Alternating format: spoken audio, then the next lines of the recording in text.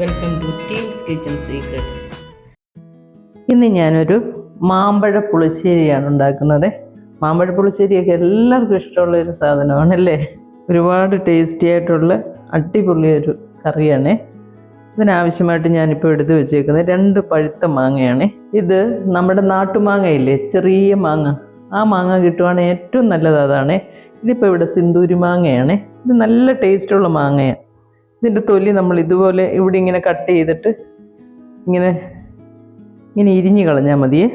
ചെത്തുന്നതിനെക്കാട്ടി നല്ലത് മാമ്പഴ പുളിശ്ശേരിക്ക് ഇതുപോലെ ഇടുന്നതാണ്.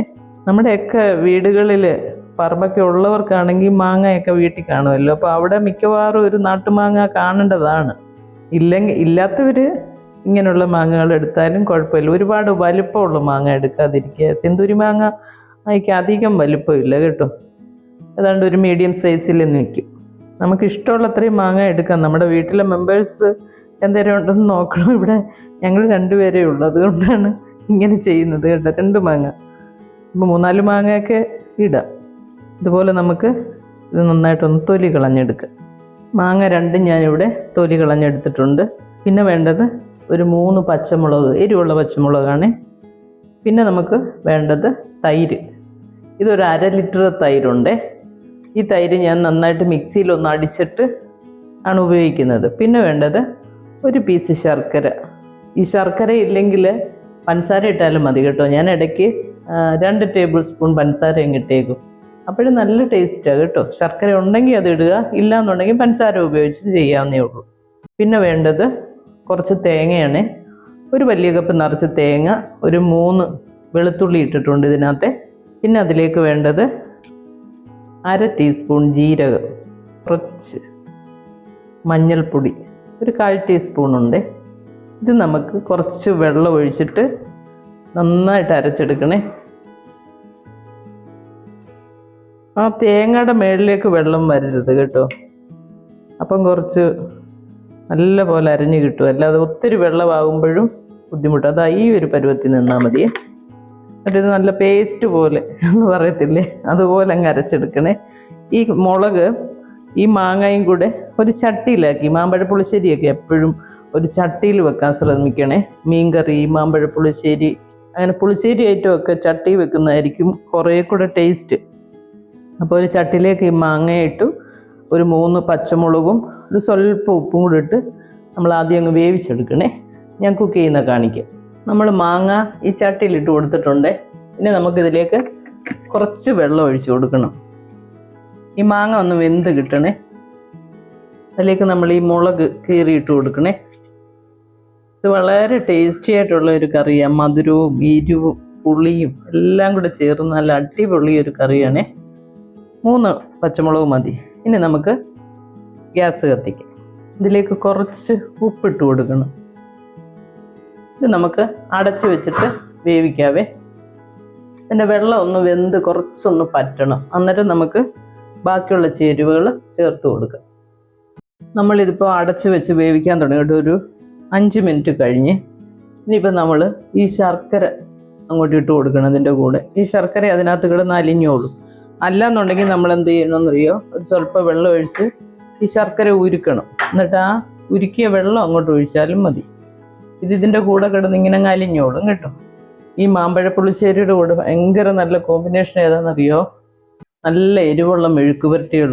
അത് കൂർക്കയാകാം, പയറ്, കോവയ്ക്ക, എന്ത് ടൈപ്പ് മെഴുക്ക് പുരട്ടിയാണെങ്കിലും ഇച്ചിരി എരിവുള്ള ടൈപ്പ് മെഴുക്ക് പുരട്ടികൾ നല്ലതാണ്. പിന്നെ നല്ല fry item, beef fry, chicken fry, അങ്ങനെയൊക്കെയുള്ള സാധനങ്ങളൊക്കെ വളരെ നല്ലതാണ് ഇതിൻ്റെ കൂടെ.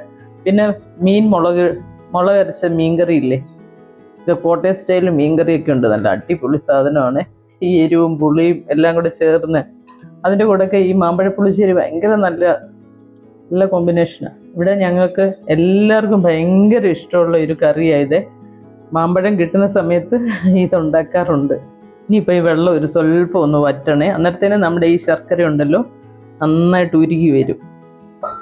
ഒരു 2-3 മിനിറ്റും കൂടി ഇതുപോലെ അടച്ച് വെച്ച് വേവിച്ചാൽ മതി. ഇപ്പോൾ ഓൾറെഡി ഈ മാങ്ങ വെന്തിട്ടുണ്ട്. അതാ നമ്മൾ ഈ ഇങ്ങനെ ആക്കുമ്പോൾ അറിയാം, കണ്ടോ, നല്ല സോഫ്റ്റായിട്ട് വന്നിട്ടുണ്ട്. എന്നാലും ഈ ശർക്കരയും കൂടി ഉരുകി ഈ മാങ്ങയിലേക്ക് അതിൻ്റെ ആ ഒരു മധുരവും എല്ലാം കൂടെ ചേരണം. ഈ സിന്ദൂരി മാങ്ങയുടെ ഒരു പ്രത്യേകത എന്ന് പറയുന്നത് നല്ല മധുരമുള്ള മാങ്ങയാണ്. അപ്പോൾ അതുകൊണ്ടാണ് ഞാൻ ഒരു ചെറിയ പീസ് ശർക്കര ഇട്ടത്. ഇനി ഒരു സ്വല്പം നേരം കൊണ്ട് നമുക്ക് അടച്ചു വെച്ചിട്ട് വേവിക്കാം. അപ്പോൾ ഈ ശർക്കരയൊക്കെ നന്നായിട്ട് ഉരുകിയിട്ടുണ്ട്, കുറച്ച് വെള്ളമൊക്കെ ഒന്ന് വറ്റിയിട്ടുണ്ട്. ഇനി നമുക്കിതിലേക്ക് നമ്മൾ ഈ അരച്ച് വെച്ച തേങ്ങയില്ലേ, ആ തേങ്ങ അങ്ങോട്ട് ചേർത്ത് കൊടുക്കാം. ഈ തേങ്ങ ചേർക്കുമ്പോൾ ആ സിമ്മിലോട്ടൊന്ന് ആക്കിയേക്കണേ. നമ്മൾ പഞ്ചസാരയോ ചേർത്താൽ ഈ കളർ വരത്തില്ല. ഇതിപ്പം ശരിക്കും പറഞ്ഞാൽ ആ ഒരു ശർക്കര ചേർത്തുകൊണ്ട് ഈ ഒരു കളറ്.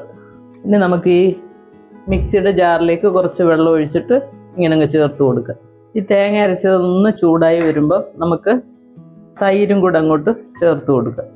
തൈര് ഞാൻ മിക്സിയുടെ ജാറിലിട്ട് ഇതുപോലെ ഒന്ന് അടിച്ചിട്ടുണ്ട്. അപ്പോൾ അതിൻ്റെ കട്ടയൊന്നും ഇല്ലാതെ നല്ല സ്മൂത്തായിട്ട് വരുവേ. നമ്മൾ സ്പൂണൊക്കെ ഇട്ട് ഇങ്ങനെ കലക്കിയാലും അതൊരു നന്നായിട്ട് ആ കട്ട അങ്ങോട്ട് പോകത്തില്ല. അതേസമയം ആ മിക്സിയുടെ ആ വലിയ ജാറില്ലേ, നമ്മൾ തേങ്ങ അരിയൊക്കെ അരയ്ക്കുന്ന ജാറില്ലേ, ആ ജാറിലോട്ട് ഇട്ടിട്ട് ഒന്ന് കറക്കിയാൽ മതി. എന്നിട്ട് നല്ലപോലെ ഭംഗിയായിട്ട് ഒട്ടും കട്ടയൊന്നും ഇല്ലാതെ വരുവേ. ഇനി ആ ജാറിലേക്ക് ഒരു സ്വല്പം വെള്ളം ഒഴിച്ച് അതും കൂടെ ഇതിനകത്തങ്ങ് ചേർത്ത് കൊടുക്കാം. തിളയ്ക്കാതെ നോക്കണം, ഇടയ്ക്കിങ്ങനെ ഇളക്കി കൊടുത്തോണം. ഈ സമയത്ത് ഒരു സ്വല്പം കറിവേപ്പില നമുക്ക് ഇട്ട് കൊടുക്കാവേ. മോര് കാച്ചുമ്പോഴും ഇതുപോലെ പുളിശ്ശേരി അങ്ങനെയുള്ള സാധനങ്ങൾ മിക്ക ഒഴിച്ചേറികളും അതുപോലെ അധികം തിളയ്ക്കാതെ നോക്കണം. അന്നേരം ആ പിരിഞ്ഞു വരും തേങ്ങയെ. അതുകൊണ്ടാണ് തിളയ്ക്കാതെ നല്ല പോലെ ആവി വരുന്നതുകൊണ്ടേ നമുക്കങ്ങ് ഗ്യാസ് ഓഫ് ചെയ്തേക്കണം. മധുരമൊക്കെ ഓരോരുത്തരുടെ ഇഷ്ടമാണ് കേട്ടോ. ചിലർക്ക് ഇച്ചിരി നല്ല പോലെ മധുരം ഉള്ളത് ഇഷ്ടം. അങ്ങനെയാണെങ്കിൽ കുറച്ചുകൂടെ ശർക്കരയോ അല്ലെങ്കിൽ ഒരു സ്പൂൺ പഞ്ചസാരയും കൂടെ നമുക്ക് ചേർത്ത് കൊടുത്തു കഴിഞ്ഞാൽ നല്ല കറക്റ്റ് ആ ഒരു മധുരത്തിൽ കിട്ടും. ചിലർക്ക് അധികം മധുരം ഇഷ്ടമില്ല. അപ്പോൾ പിന്നെ ചെറിയൊരു പീസ് ശർക്കര ഇട്ടാൽ മതി. അല്ല ശർക്കര ഇല്ലെങ്കിൽ പഞ്ചസാരയാണേലും ഇട്ട് നമുക്കിത് ഉണ്ടാക്കാം കേട്ടോ. ഞാൻ ഇടയ്ക്ക് ഉണ്ടാക്കാറുണ്ട് പഞ്ചസാര ഇട്ട്. ഈ പിള്ളേർ സെറ്റുള്ള വീട്ടിലൊക്കെ ഈ മാമ്പഴ പുളിശ്ശേരി വെച്ചാൽ ഈ മാമ്പഴത്തിനൊരു പിടിയുണ്ട്. എല്ലാവർക്കും ഇഷ്ടം ഇതിൽ നിന്ന് മാമ്പഴമൊക്കെ എടുത്ത് കഴിക്കാനേ.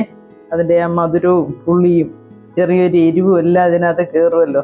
അപ്പം നല്ല രസം ഇത് കഴിക്കാനേ, ഇങ്ങനത്തെ മാമ്പഴക്കറിയൊക്കെ വെക്കാൻ. ഇപ്പം മോരൊഴിക്കാതെയും ഇതുപോലെ തേങ്ങ അരച്ച് മാമ്പഴം കറി വെക്കും കേട്ടോ. വെറുതെ മാമ്പഴം, അത് പുളിശ്ശേരിയല്ല, മാമ്പഴക്കറി എന്ന് പറയും. ഇതേപോലെ തേങ്ങ അരച്ച് വെച്ചാൽ മതി, മോരൊഴിക്കാതെ.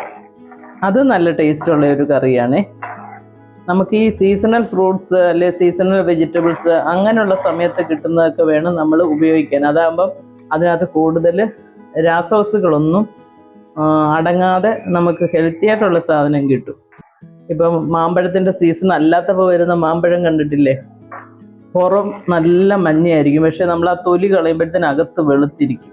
അതിനകത്ത് ഓരോന്ന് ചേർത്ത് പഴുപ്പിച്ചെടുക്കുന്നത്. അപ്പം നമ്മളെപ്പോഴും ഇതിൻ്റെ ആ സീസൺ സമയത്ത് മേടിച്ച് ഉപയോഗിക്കാനായിട്ട് ശ്രദ്ധിക്കണേ. ഒരുമാതിരി നന്നായിട്ട് ആവി വരാൻ തുടങ്ങിയിട്ടുണ്ട്. ആവി വന്നു കഴിയുമ്പോഴത്തേന് ആ ഒരു തേങ്ങ അരച്ചതിൻ്റെ ആ പച്ച ആ ഒരു രുചിയെല്ലാം മാറി നല്ലതാകും. ഒരുപാട് തിളയ്ക്കണ്ട. കണ്ടോ, നല്ലപോലെ ആവി വന്നു. ഇനി നമുക്ക് ഗ്യാസ് നിർത്തിയിട്ട് നമുക്ക് കടുക് താളിച്ചിട്ടാൽ മതി. ഇനിയെ ഞാനൊരു ചെറിയ കടായി എടുത്ത് വെച്ചിട്ടുണ്ട്. കുറച്ച് നെയ്യാണ് ഞാൻ ഒഴിച്ചു കൊടുക്കുന്നത്.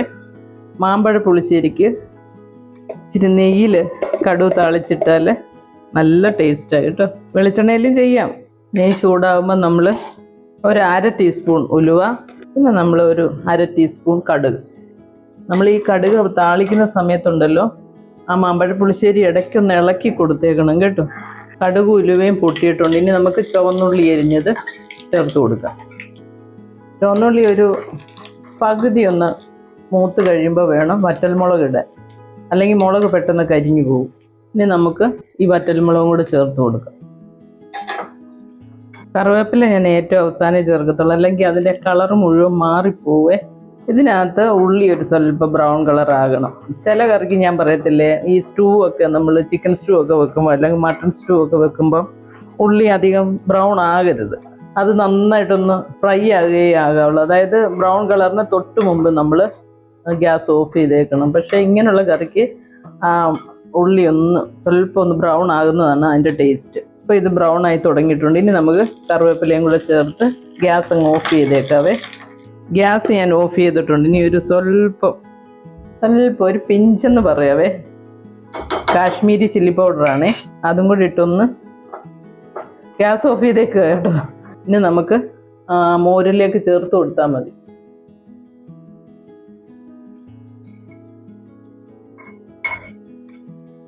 നല്ല ഭംഗിയുള്ള കറി മാമ്പഴ പുളിശ്ശേരി ഉണ്ടോ, നല്ല കുറുകിയതാണ്. നമ്മൾ ഒരുപാട് വെള്ളമൊന്നും ചേർത്തിട്ടില്ല. തൈരിൽ വെള്ളം ഒഴിക്കാതെ നമ്മൾ ചുമ്മാ ജസ്റ്റ് ഒന്ന് കറക്കി ഇതിനകത്തോട്ടങ്ങ് ഒഴിക്കുമായിരുന്നേ. ഇത് ചോറിൻ്റെ കൂടെ അങ്ങോട്ട് കഴിച്ചാൽ എന്നാ ടേസ്റ്റാണെന്നറിയോ. ഇനി ഞാനൊരു ബൗളിലേക്ക് മാറ്റാവേ. നമ്മുടെ സൂപ്പർ ടേസ്റ്റിലുള്ള മാമ്പഴ പുളിശ്ശേരി ഇവിടെ റെഡി ആയിട്ടുണ്ട്. ഇത് നല്ല എരിവുള്ള മെഴുക്ക് പുരട്ടികളില്ലേ, കൂർക്ക, പയറ്, കോവയ്ക്ക, ഇതിൻ്റെ മധുരവും അതിൻ്റെ എരിവും എല്ലാം കൂടെ നല്ല ടേസ്റ്റായിരിക്കും നമുക്ക് കഴിക്കാൻ.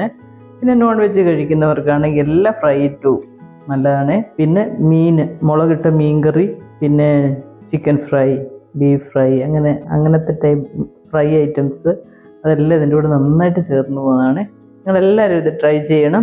എൻ്റെ ചാനലൊക്കെ ഇഷ്ടമാവുകയാണെങ്കിൽ ഉറപ്പായിട്ടും സബ്സ്ക്രൈബ് ചെയ്യാൻ മറക്കരുത്. എല്ലാവരും ലൈക്ക് ചെയ്യുകയും ഷെയർ ചെയ്യുകയും ചെയ്യണം. അഭിപ്രായങ്ങളൊക്കെ അറിയാൻ ആഗ്രഹമുണ്ട്. അപ്പം അടുത്തൊരു വീഡിയോ ആയിട്ട് നമുക്ക് അടുത്ത ദിവസം കാണാം. താങ്ക്